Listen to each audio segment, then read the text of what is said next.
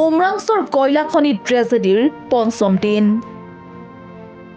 এতিয়াও কালামাটিৰ খনিত আবদ্ধ হৈ আছে বহু শ্ৰমিক।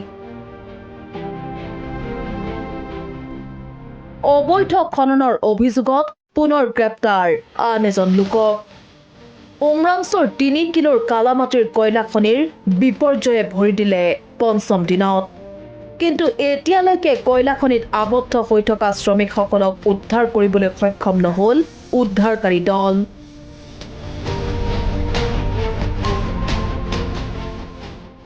কেনে আছে খনিত আবদ্ধ শ্ৰমিকসকল?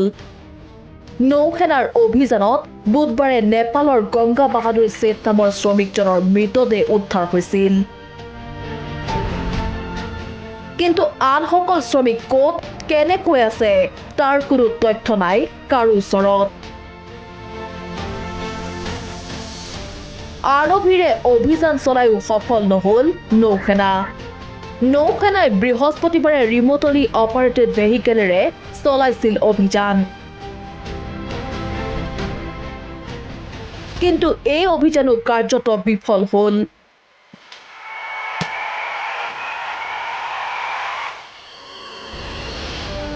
খনিৰ ভিতৰ ভাগ ভৰি পৰিছে কলা পানীৰে।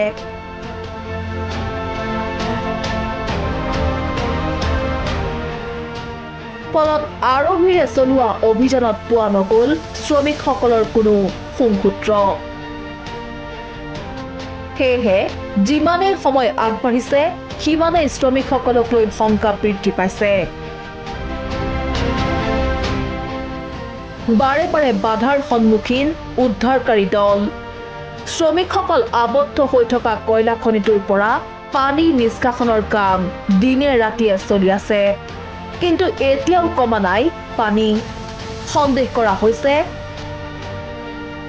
খান্দং কপিলিৰ পৰা খনিত সোমাইছে পানী। যদি এই সন্দেহ সঁচা হয় উদ্ধাৰ অভিযানত অধিক জটিলতাৰ সৃষ্টি হোৱাটো প্ৰায় নিশ্চিত। শেহতীয়াকৈ নাগপুৰৰ পৰা অনা বিশেষ পাম্পটোৰে কয়লা খনিটোৰ 300 ফুট গভীৰতাৰ পৰা পানী নিষ্কাশনৰ ব্যৱস্থা কৰা হৈছে।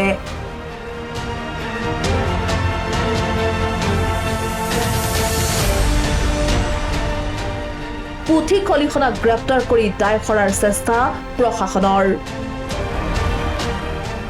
দেশজুৰি জোকাৰণিৰ সৃষ্টি কৰা উমৰাংছৰ এই ঘটনাৰ পিছতো প্ৰকৃত দোষীক সুৰক্ষা দিয়াৰ অভিযোগ উঠিছে চৰকাৰৰ বিৰুদ্ধে।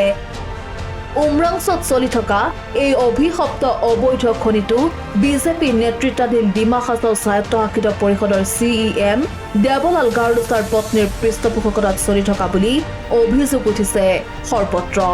কিন্তু শাসকীয় দলৰ নেতাৰ পত্নী হোৱাৰ বাবেই আৰক্ষীয়ে এতিয়ালৈ এই ক্ষেত্ৰত লোৱা নাই কোনো ব্যৱস্থা।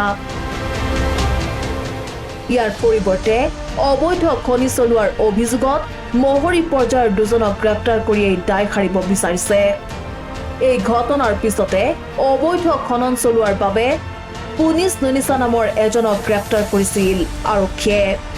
শুকুৰবাৰে আৰক্ষীয়ে গ্ৰেপ্তাৰ কৰে হানন লস্কৰ নামৰ আন এজনক। সকলোৰে প্ৰশ্ন, প্ৰকৃত দোষীক কাৰ নিৰ্দেশত ৰক্ষণাবেক্ষণ দিছে আৰক্ষীয়ে? নিউজ ডেস্ক ৰিপোৰ্ট, দেশ টুডে।